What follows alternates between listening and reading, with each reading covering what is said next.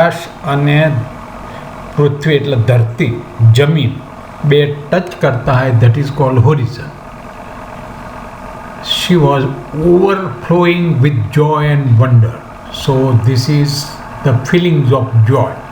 એના આનંદ અતિશય એના આનંદ હતો.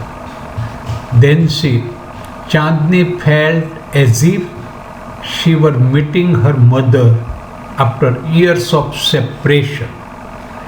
જાણે માતાના વર્ષોથી જુદા પડ્યા પછી મળતી હોય એમ લાગતું હતું. એટલે કે એ એની માતૃભૂમિ હોય એમ માની અને એ આનંદ માણતી હતી. Last year how different all this was from Abu Khan's prison house.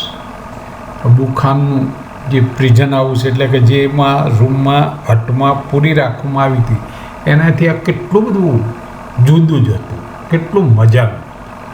એટલે કે she enjoyed the real freedom. That day she jumped and played and ate all around. ખાધું પીધું મજા કરી. See, last sentence, it was the happiest day in Chandni's life. ચાંદનીના જીવનનો આ સૌથી સુખી દિવસ હતો. Just see, then in this you learn these different words and some sentences which has the special meanings or feelings, expressions of feelings. You can understand that.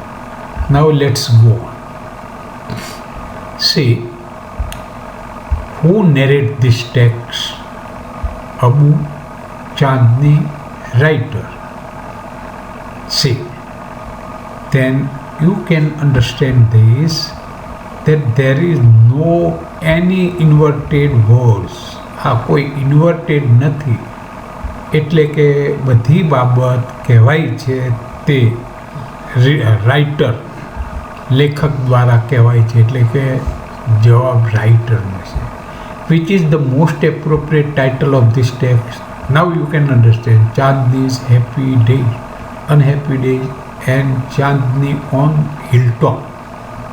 This is the real, but this can be also. આ પણ આવી શકે, પણ સૌથી સારું આ title છે. Find 4 sentences which shows that Chandni was happy. Arrange them in order of happiness. List happy to most happy. જો just you have seen one paragraph and in that paragraph you will see all this. So one by one you can see. Here see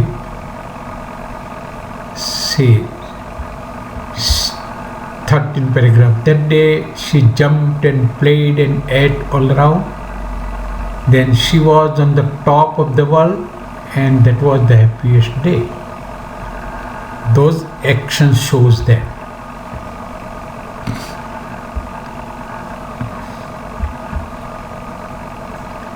Find the words for the meaning.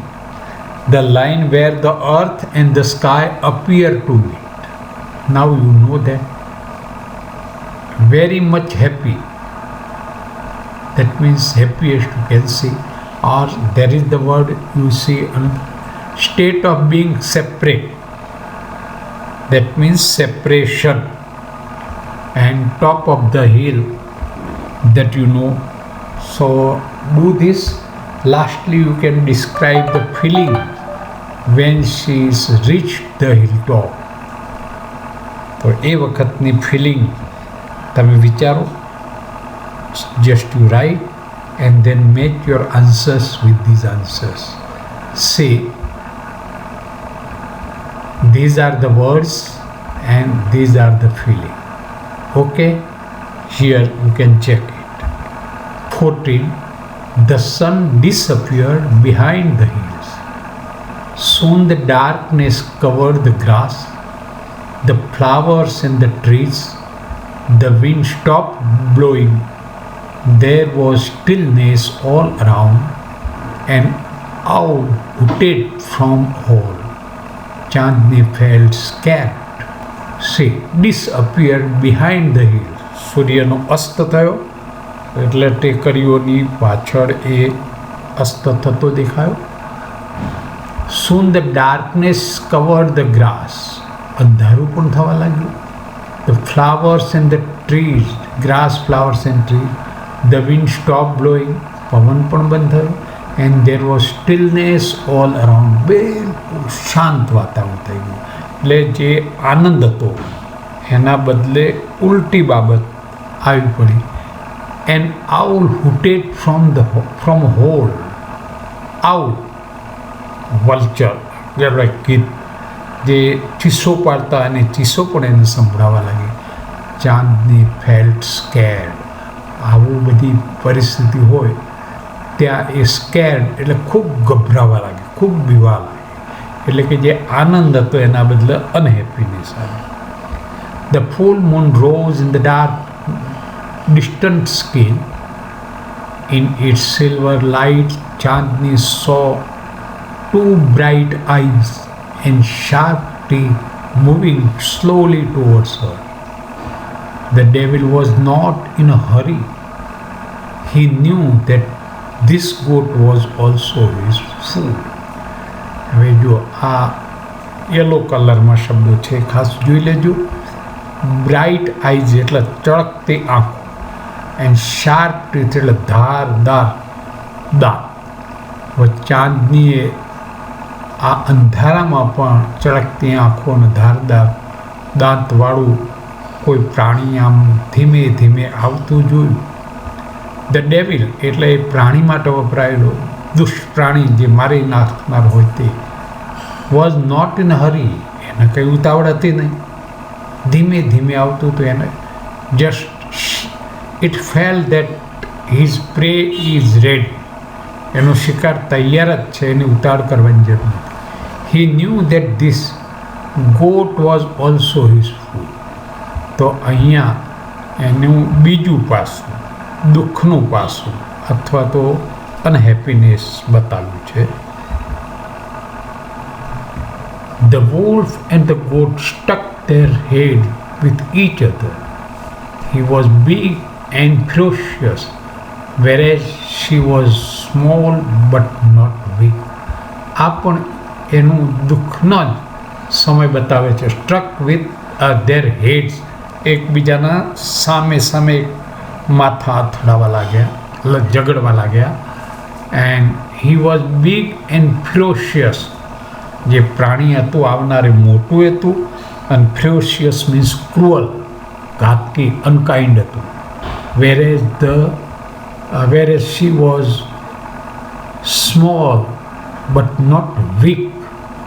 અહીં not વીકનો earth strong એવું સમજવાનું છે. તો આ ભલે નાની હતી પણ વીક એટલે અશક્ત નથી, બહાદુર હતી. The fight began. It went on. That means it continued through the night. The moon began to grow pale and suddenly hid behind the clouds. ચંદ્ર પણ દેખાયો અને અસ્ત થયો. The stars also began to disappear one by one. તારાઓ પણ એક પછી એક બુઝતા ગયા. Faint light appeared in the east.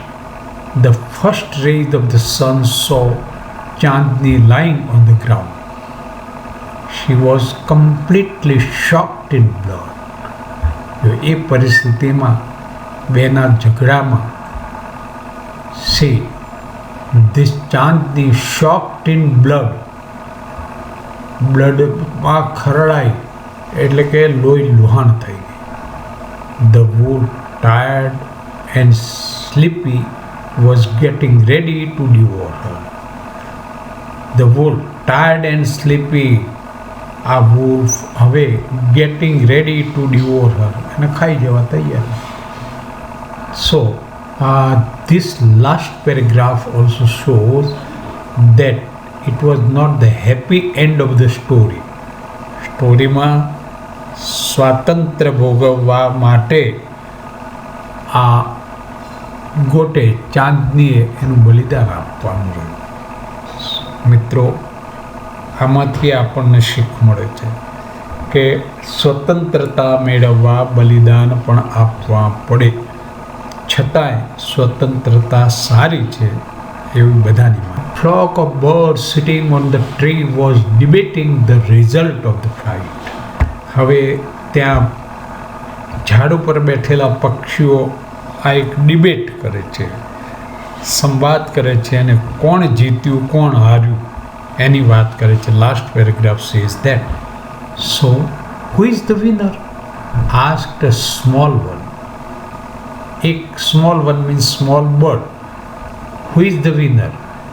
And the wolf of course most of the other declare together.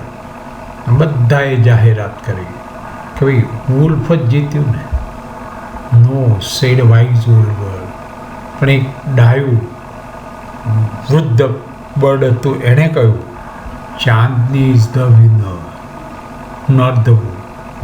I have never scene such brave freedom fighter. Freedom માટે આવી લડત આપનાર અત્યાર સુધી કોઈ જોયું નથી. So Chandni. So this way there are the difference of opinions. કેટલાક લોકો સીધું જુઓ, કેટલાક લોકો એને ઊંડાણપૂર્વક વિચારી જુએ છે. You can also think of this. Friends, this text shows falling of the story, happy end of the story, rising of the story. વાર્તાનું કઈ બાબત આવે છે? ફોલિંગ ઓફ ધ સ્ટોરી પડતી, હેપી એન્ડ કે રાઇઝિંગ એટલે આનંદ તરફ ગતિ કરતી. The wolf was big and cruel, whereas Chandni was small and strong. હવે આ બે અંડરલાઇન કરેલા વર્ડ છે, તે replace the underline words with close words from the text. Cruel માટે કયો વપરાશે અગાઉ શીખ્યા, ફિરોશિયસ. અને સ્ટ્રોંગ માટે પણ હમણાં મેં કહ્યું તમને, નોટ વીક. તો here you can use both the words. Right T for true and F for false. Okay, so you think this and say whatever you feel. At the end of the story, who is the freedom fighter? You say your way. You must have the reason. તમારી જાતે કહેવાનું છે, reason તમારું જે હોય કહેવાનું. What price did Chandni pay for her freedom? She just died. For freedom, she died. Do you think Chandni was really the freedom fighter? How? જો બર્ડ્સે ન્યાય આપ્યો, તમે તમારો અભિપ્રાય અને નિર્ણય આપી શકો છો. Just you think of the reason. આવા પ્રશ્નો તમને ભલે પરીક્ષામાં ન પૂછાતા હોય, પણ તમને વિચાર કરતા કરે છે.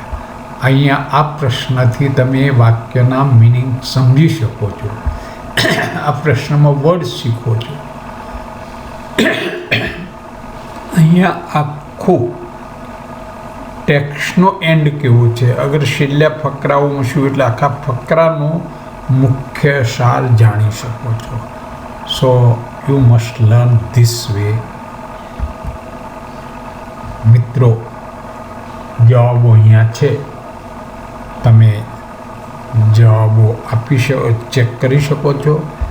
Last C once on answer accept all. દરેક જેને જે જવાબ આપવો હોય આપી શકે, અને દરેકનો સ્વીકાર, કારણ કે દરેકનો પોતાનો અભિપ્રાય છે, નિર્ણય છે. મિત્રો, have you enjoyed the story? મજા આવી ને? બીજા મિત્રોને પણ જણાવજો કે એ પણ મજા માણે. ઓકે, સબસ્ક્રાઈબ ન કર્યું હોય તો કરી લેજો.